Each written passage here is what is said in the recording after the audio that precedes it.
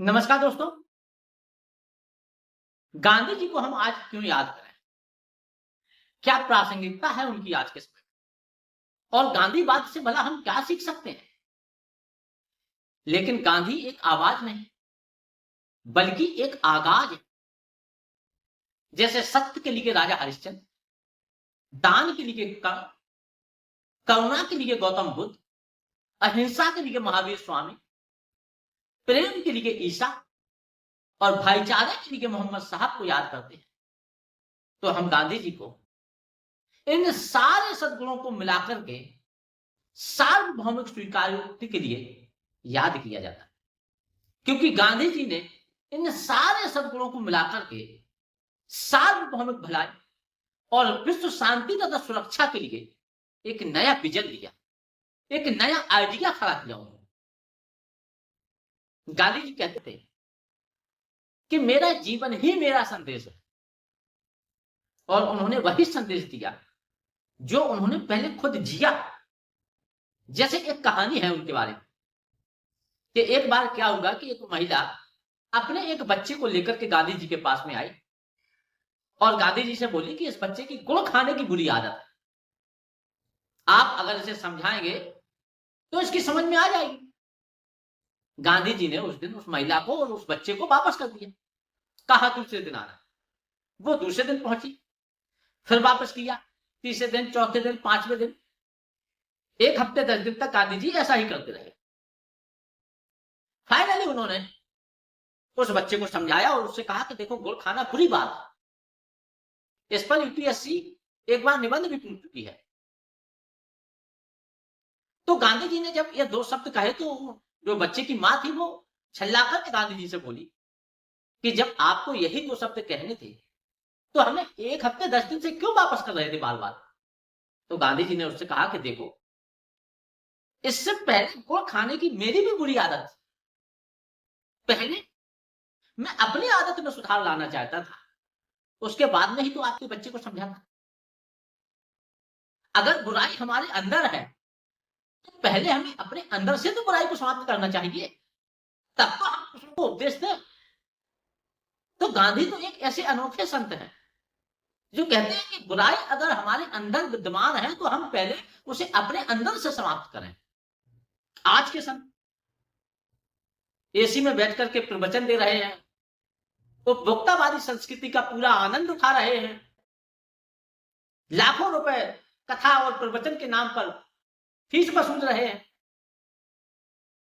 और कहते हैं कि क्या लेकर आए थे और क्या लेकर के जाओ, ये तो सब मोह माया है, सारा कुछ हमें अर्पण करो।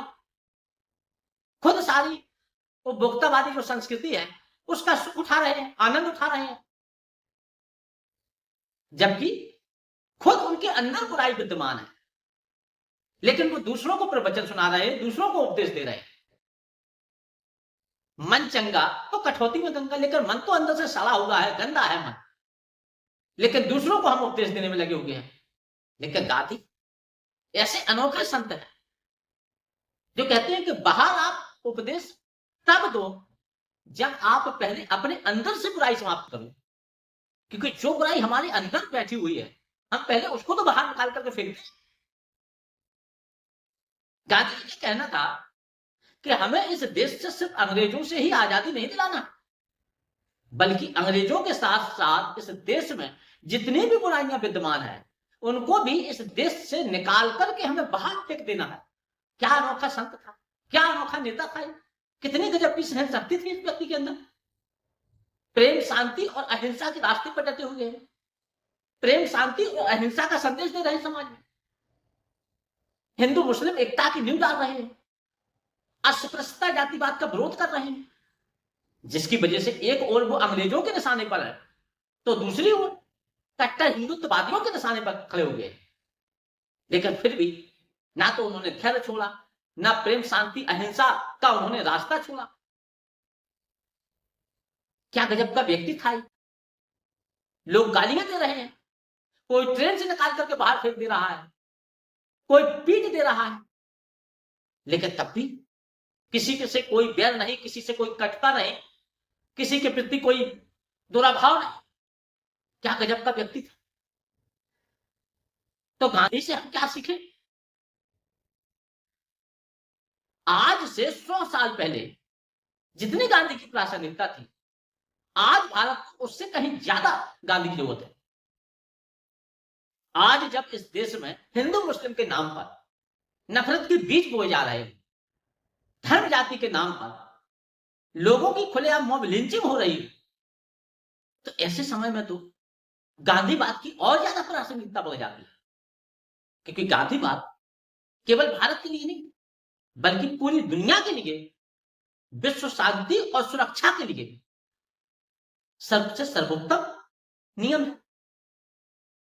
सत्य अहिंसा के मार्ग पर खड़े हुए हैं। जैसे एक उदाहरण मैं और देता हूं आपको।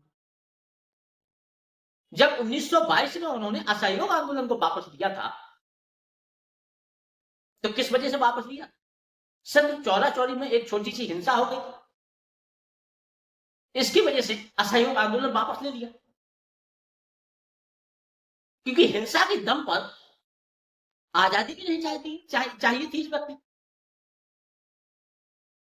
और अगर वापस ना लेते और पूरे देश में हिंसा हो जाती, तो अंग्रेज क्या टिक पाते? कितने अंग्रेज थे? 2, 4, 5, 10 लाख रहे होंगे। पूरे देश में हिंसा हो जाती, गोली मारते, घर जला देते, तो भारत 1922 में ही आजाद हो जाता। लेकिन इससे हम सीखते क्या?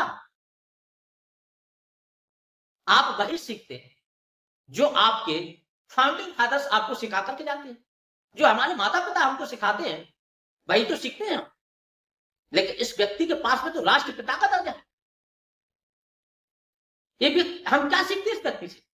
कि जब भी तुम्हारे साथ में अन्याय होता, अत्याचार होता, तुम दूसरों के घर जला दो, तुम दूसरों को गोली मार दो, बदला ले लो और न्याय प्राप्त कर लो।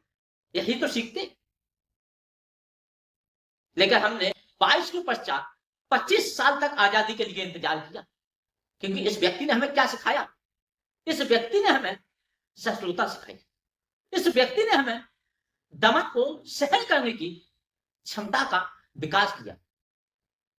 इस व्यक्ति ने हमें अहिंसा सिखाई। इस व्यक्ति ने हमें शांति धरना प्रदर्शन के बारे में बताया।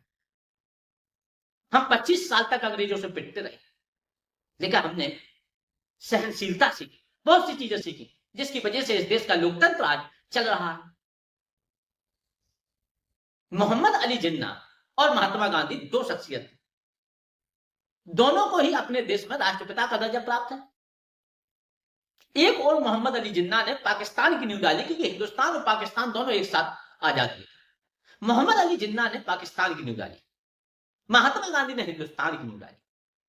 मोहम्मद अली जिन्ना ने जिस पाकिस्तान की नींव डाली थी, उसकी बुनियाद हिंसा पर खड़ी हुई। लड़कर लेंगे पाकिस्तान, बचकर रहेगा हिंदुस्तान। तो जिन्ना ने जिस पाकिस्तान की नींव हिंसा की बुनियाद, जिस पाकिस्तान की नींव हिंसा के बल पर खड़ी की थी, क्या आज वहां लोकतंत्र चल रहा है? क्यों नहीं चल पा रहा लोकतंत्र? क्योंकि पाकिस्तान के जो फाउंडिंग फादर्स थे, उन्होंने क्या सिखाया? कि जब भी अन्याय हो, तुम्हारे ऊपर कोई अत्याचार करे, तुम उसको गोली मार दो, घर जला दो। पाकिस्तान में 3-3 बार संविधान बदल चुका है, वहां का लोकतंत्र आज भी खतरे में है। लेकिन हमारे फाउंडिंग फादर्स ने क्या सिखाया? कि अगर तुम्हारे ऊपर कोई अन्याय करे, अत्याचार करे, तो उसको सहन करने की क्षमता का विकास किया। आज हम लोकतंत्र में जो सरकार का विरोध करते हैं, वो कैसे करते? धरना प्रदर्शन करते हैं, कैंडल मार्च निकालते हैं, लाठियां उनकी सहते हैं। तो हमारे फाउंडिंग फादर्स ने जो हमें सिखाया, उसकी वजह से हमारा लोकतंत्र आज भी चल रहा है। वही पाकिस्तान में तो गांधीवाद से हमें क्या सीखना चाहिए? गांधीवाद से हमें जिन सद्गुणों का निर्माण गांधी जी ने किया था, जो आज भी पूरी दुनिया के लिए शांति और सुरक्षा के लिहाज से सबसे बड़ा उपाय है। तो आज हमें, अगर हम गांधी जी को याद करते हैं, तो उनके पग चिन्हों पर भी हमें चलने की जरूरत है। इस देश को यदि बचाना है, तो हमें नफरत करने वालों, हिंसा करने वालों को करारा जवाब देना पड़ेगा। और वो करारा जवाब आप प्रेम, शांति और सहिष्णुता के दम पर ही दे सकते। क्योंकि आंख के बदले आंख के नियम से तो पूरी दुनिया ही कानी हो जाएगी। हमें आज फिर से गांधी और गांधीवाद के विचारों की दरकार है। तब हम सिर्फ भारत को ही नहीं बल्कि पूरी दुनिया को बचा सकेंगे। तो आज के लिए बस इतना ही। धन्यवाद।